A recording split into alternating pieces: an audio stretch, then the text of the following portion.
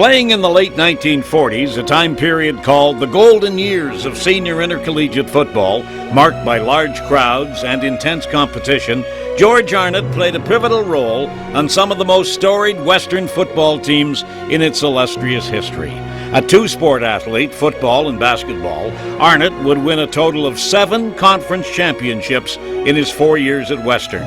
A starting guard on the basketball side, as a freshman, the Mustangs would go on to win 4 consecutive conference titles with Arnott in the lineup.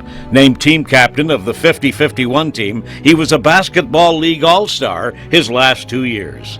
As talented as Arnott was on the hardwood, playing football was his first love. He was the only freshman to break into the starting lineup on the 1947 team, playing as a halfback. Arnott was described as a smart passer and kicker who could run with the best of them. He was one of the Metris men, where all the players in the backfield were asked to throw and catch passes. The Western backs were a veritable who's who of great Canadian athletes. They included Olympic sprinters Bob and Don McFarlane, basketball Olympian Bob Phipps, and Canada's top collegiate footballer Jack Perry. A combination that created magic at Little Stadium, prompting students to protest the lack of availability to good seats and an eventual seating expansion to the stadium in 1949. A team considered to be Canada's greatest offensive power, Arnott's 47th season was marked by the Mustangs going undefeated and claiming the school's 4th straight conference crown.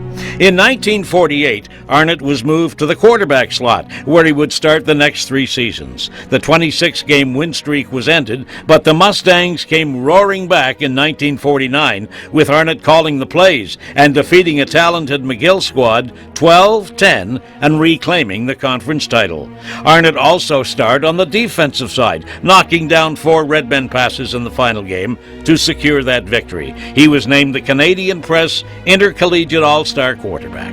In his final year, the 5'9", 146-pounder capped off his college career by defeating McGill in the 1950 Yates Cup game, winning his 3rd football championship in 4 years. Upon graduation, Arnott and his best friend, team captain Bill Ford, signed with the Toronto Argonauts for the 1951 season. Starring in the defensive backfield and pulling down multiple enemy passes, Argo head coach Frank Clare described Arnott as one of the best secondary players in the league.